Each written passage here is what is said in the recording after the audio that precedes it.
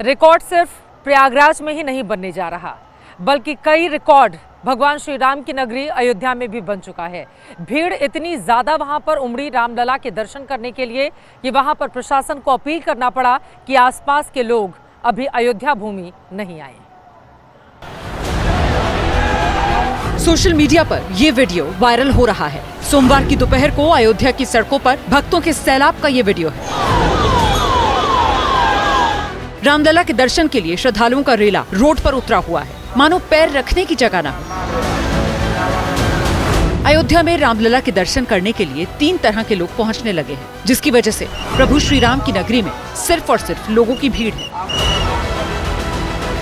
एक वो लोग हैं जो सिर्फ रामलला के दर्शन के लिए अयोध्या पहुंचे हैं, दूसरे वो लोग हैं जो महाकुंभ में स्नान कर लौट रहे हैं तो रामलला के दर्शन करने भी पहुंच रहे हैं, तीसरे वो लोग हैं जो मौनी अमावस्या के स्नान के लिए प्रयाग जा रहे हैं और रास्ते में रामलला के दर्शन करने पहुंच रहे हैं। इन 3 तरह के श्रद्धालुओं से अयोध्या में जन सैलाब उमड़ा हुआ है। जिधर देखिए उधर सिर्फ लोग ही लोग नजर आ रहे हैं।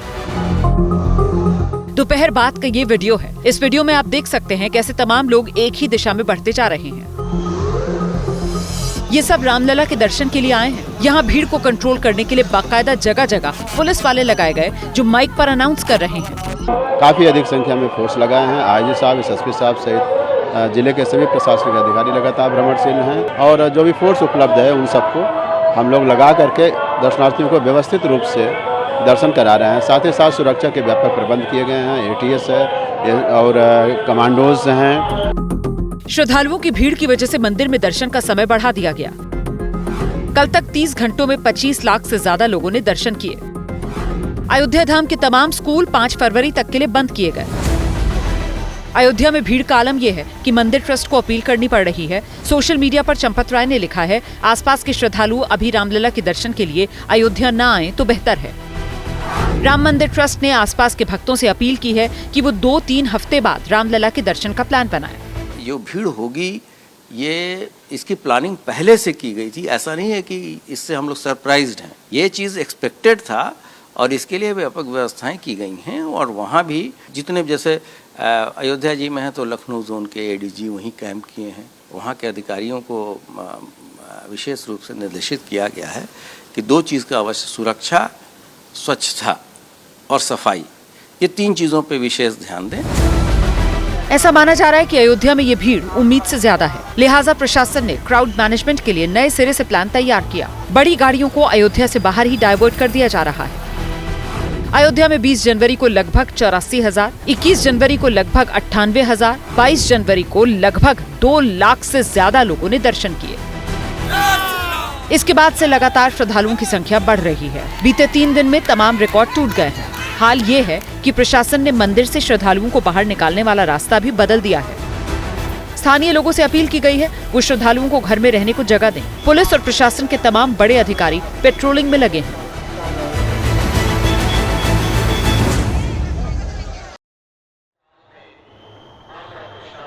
भगवान श्री राम की नगरी राम भक्तों की संख्या से दमक रही है। भारी भीड़ आपने देख ली, तो वहीं काशी विश्वनाथ की नगरी में भक्ति की शक्ति के रंग इस वक्त देखने को मिल रहे हैं। वहां पर भी अपार भीड़ उमड़ी हुई है। मां गंगा में डुबकी लगा लेना चाहती है। मौनी अमावस्या के दिन पुण्य लाभ प्राप्त कर लेना चाहती है।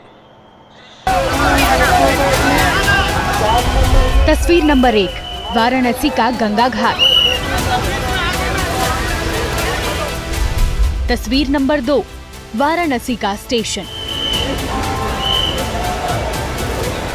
तस्वीर नंबर 3, काशी विश्वनाथ जाने का रास्ता। आगे बढ़ते रहिए, चौक मत करिए यहाँ से। ये 3 तस्वीरें बता रही हैं कि कैसे बाबा विश्वनाथ के दर्शन के लिए काशी में श्रद्धालुओं का सैलाब उमड़ा हुआ है। आगे जाए, कोई भी गदरिया चला दे, सीधे जाए, सही जाएगा। सहयोग करिए, आगे बढ़ते रहिए, चौक मत करिए यहाँ से। भैया आगे बढ़ाते रहिए वहाँ से। सबसे पहले इन तस्वीरों को देखिए। पैर रखने की जगह नहीं है, टस से मस होने के हालात नहीं है।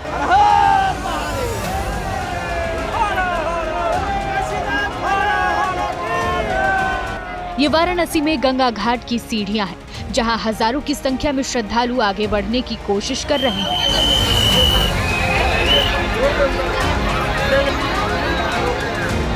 सोमवार का ये वीडियो है जो सोशल मीडिया पर भी वायरल है।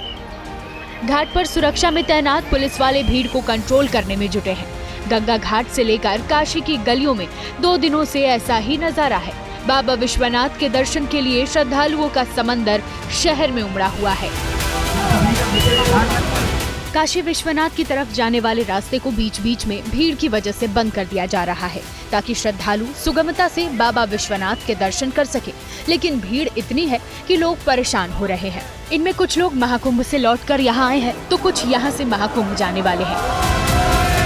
काफी भीड़ है, ये देखिए प्लेटफॉर्म पर ही इतनी भीड़ है। क्या सोच रहे हैं बाबा? सही बात, बहुत काफी भीड़ है, काफी भीड़ है। ऐसी भीड़ कभी देखी थी? क्योंकि मुझे तो नहीं याद है कि स्टेशन पर। नहीं, कभी नहीं ऐसी भीड़ कभी नहीं देखी। कैसे यात्रा पूरी किसी अब देखिए प्रभु जैसे ले जाए पहुंचा दे। प्रयागराज जा रहे हैं। ट्रेन मिली?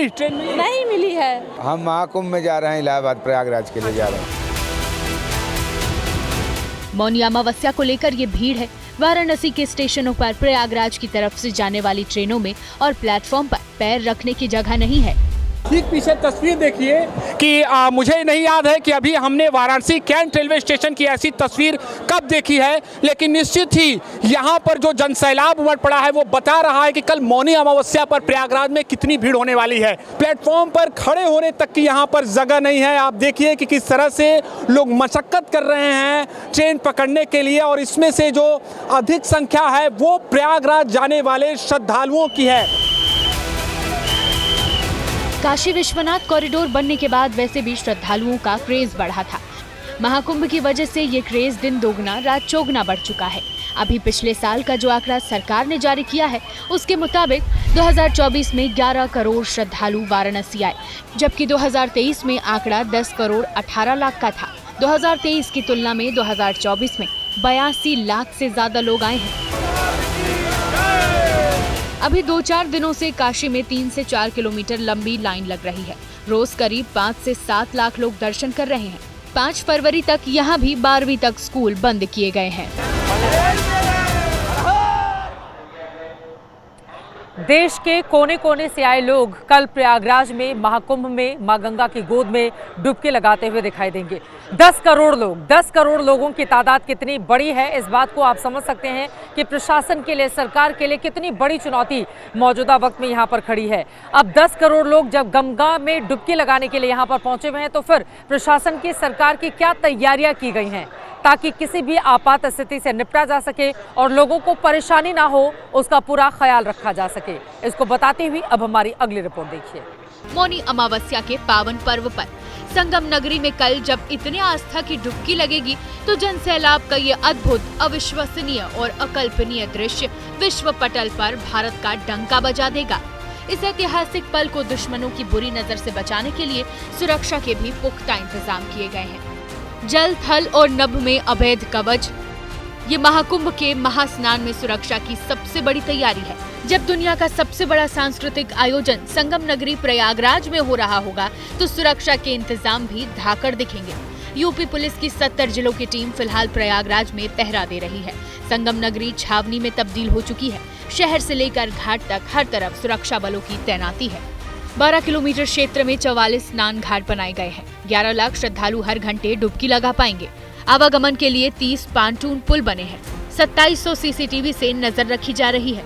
7.5 लाख वाहन क्षमता के 105 पार्किंग स्थल बने हैं। महाकुंभ में प्रवेश के लिए 32 मार्ग बनाए गए हैं। हेलीकॉप्टर से 21 टन गुलाब की पुष्प वर्षा होगी।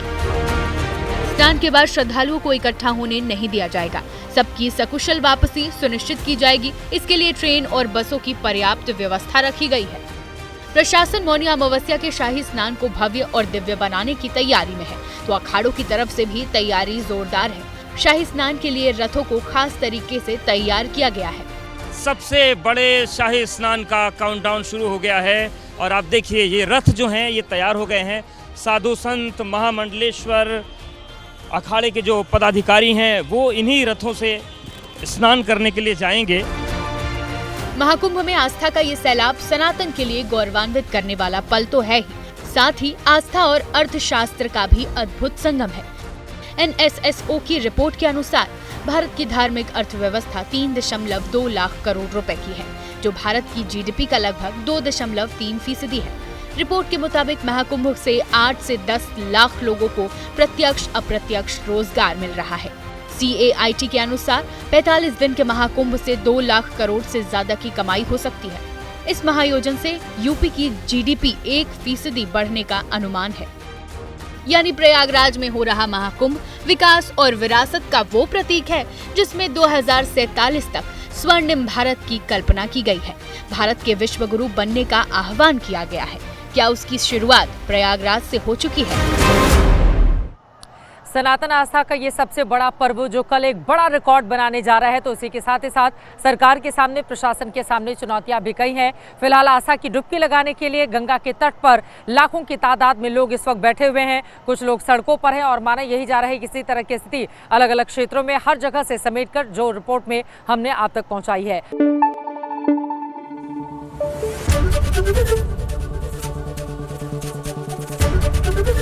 ABP न्यूज आपको रखे आगे।